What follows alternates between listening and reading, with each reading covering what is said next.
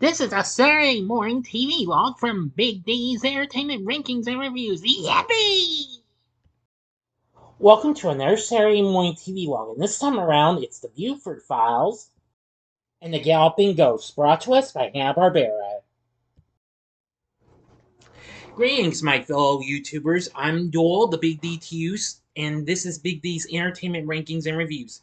So this week's Saturday Morning TVLog is a little combination of two shows that originally aired as part of the big block with Yogi Space Race, the Buford Files and the Galloping Ghost, also known as Buford and the Galloping Ghost. The show originally aired as part of the big block with Yogi Space Race, along with the Galaxy Goof Ups, when it premiered on NBC in September of 1978. Now then after the space race had ended, both segments were repackaged and spun off into a half-hour show in February of the following year. But however, all segments were just shown separately. Anyway, now then. Now, of course, the Buford Files, not to be confused with the live-action hit series The Rockford Files, and the Galloping Ghost originally aired as part of Yogi Space Race. The characters of Buford and the Galloping Ghost were also part of the Space Race segment as well. But if you've seen the Saturday Morning TV on that show, then you know what I'm talking about. Anyway, now then, the Buford Files was a mystery series similar to that of Hanna-Barbera's Scooby-Doo, which was still on ABC, considering the guy who originally gave it to, well, the Hanna-Barbera series live on CBS, and then when he went to ABC took it with him. Fred Silverman was now the head of the president of programming at NBC at the time. So despite Scooby-Doo was still at ABC, I'd say he decided to let Hanna-Barbera give, well, a new kind of a mystery-themed show, kind of in ways, as the first of two segments of the show. The Buford Files focuses on a lazy bloodhound named Buford, with a mournful bark and a sharp nose for solving mysteries, who lives deep in the Finoki swamp. He teams up with two twins, teenagers, the Boggs twins, Cindy, May, and Woody.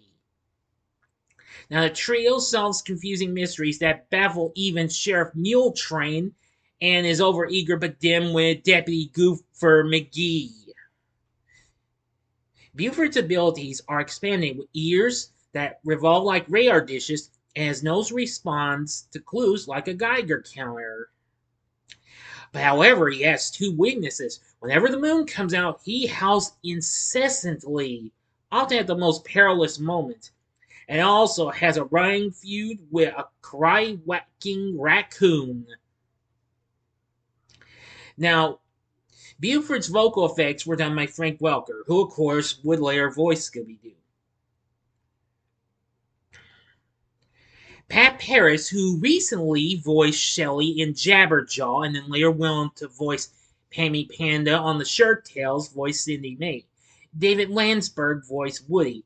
Henry Corden, who would now take on the voice of a certain Fred Flintstone after the death of his original voice actor Alan Reed, did the voice of Sheriff Mule Train Pettigrew. And he did that in the style he would do for edited dubs of Sheriff Buford T. Justice in the Smokey and the Bandit franchise when it was shown on network television and cable showings where they had to edit language, you know.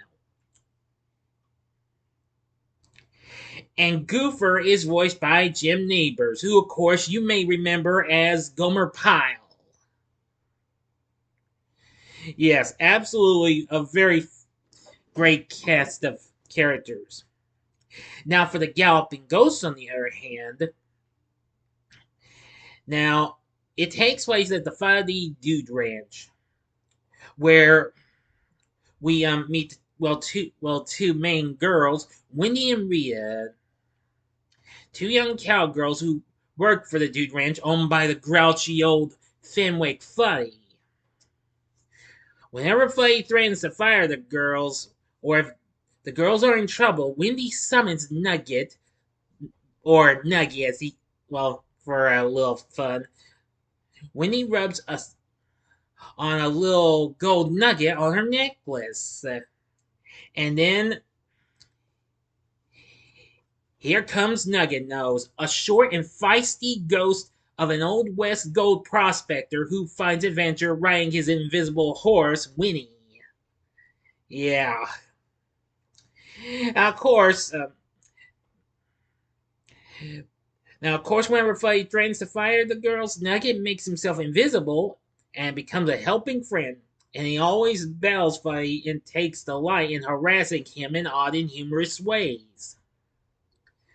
Yeah, this was just so crazy and what have you. Frank Welker did the voice of Nugget Nose, and Pat Paris lent her voice to this series as well, voicing Rita. Marilyn Schreffler voiced Wendy on the show. Now, if I'm not mistaken, yes, and of course, Schreffler recently voiced Brenda on Captain K-Man and the Teen Angels, which was still currently on ABC at the time, which that's a show I have yet to talk about. I will. And then that same year, she voiced Olive Oil on the all new Popeye Hour, and as well as other characters on the show, including Alice the Goon, Sweet Pea, and the Sea Hag. Let's see.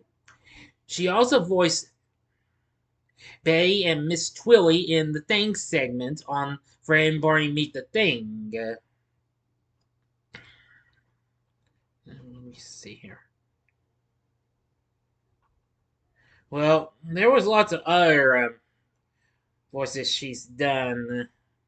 Just trying to check if I missed any. Well, she did voice acting for numerous other shows that Hanna-Barbera had done, including Trollkins, The Quickie Koala Show, The Smurfs, even The Shirt Tails, The Dukes, Richie Rich, and Challenge of the GoBots, plus a lot of other shows. Now, and Fenwick Fuddy is voiced by Hal Peary.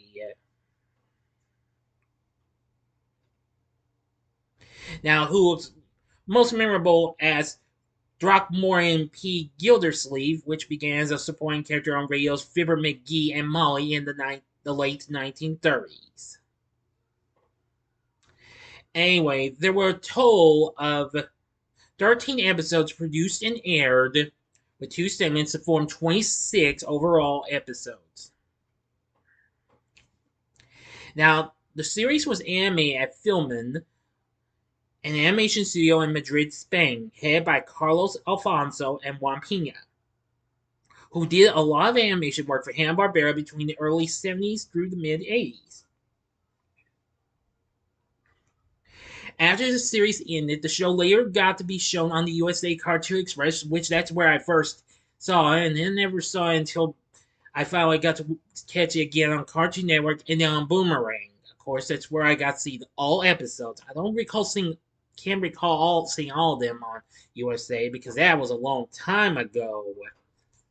But with Boomerang, yeah, I only saw it a tiny bit on Cartoon Network on their Mystery Inc. block, but unfortunately, before they dropped the show and replaced it with Inch High Private Eye.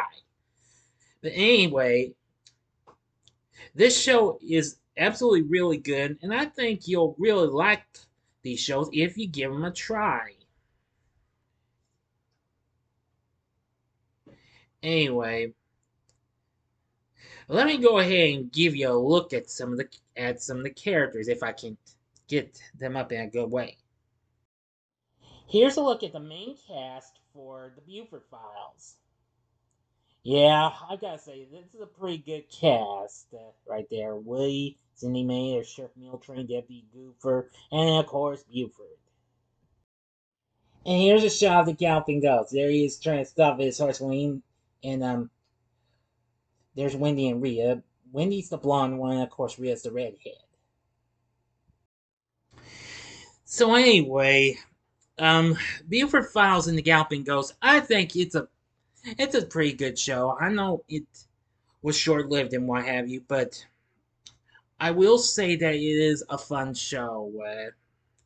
I mean, if you're into some of these shows, including those other Hanna-Barbera produced mystery tunes like oh, I don't know, like Scooby-Doo, for example, or even maybe Be Goober and the Ghost Chasers, or Clue Club, or Inch High Private Eye, or whatever, but with just a wee bit of a twist in it, then I'd say you might feel right at home with this series right here. So I think it would be worth looking into, but the show's not actually available on physical media, so good luck trying to find it on streaming sites and what have you. Because, or maybe a little site that might have cartoon videos and what have you. That might do the trick in helping you find them full episodes. Because, like I said, it's really hard to find. But anyway, Buford and the Galloping Ghost, again, give it a try. You might like it if you can. If you've seen Buford and the Galloping Ghost, let me know in the comments section below. If you like the video, consider clicking the like button, subscribe, and be a part of the Big D Nation. And join me later tonight when I bring to you a review of, well, actually, a spoiler-free review of Pet Sematary Bloodlines. So I hope you enjoyed this video, and if you did, consider checking out these other mystery tunes. I'll bring up some of these that I've talked about. In the upper left-hand corner is the Saturday Morning TVLog on the Scooby-Doo show, which that was still being shown on ABC at the time, from after it premiered in 1976 as part of Scooby's All-Stars. In the upper right-hand corner is my Saturday Morning TVLog on Goober and the Ghost Chasers from 1973, or go to the bottom left-hand corner and see the Saturday Morning TVLog of Clue Club from 1976. And the bottom right hand corner is the button you can click to subscribe. If you like rankings and reviews on movies, TV, music, video games, etc., as well as the Saturday Morning TVLog, then I'm your guy. Thanks for watching, and next week's Saturday Morning TVLog is Skeleton Warriors. So until next time, I'm the Big D saying, see ya.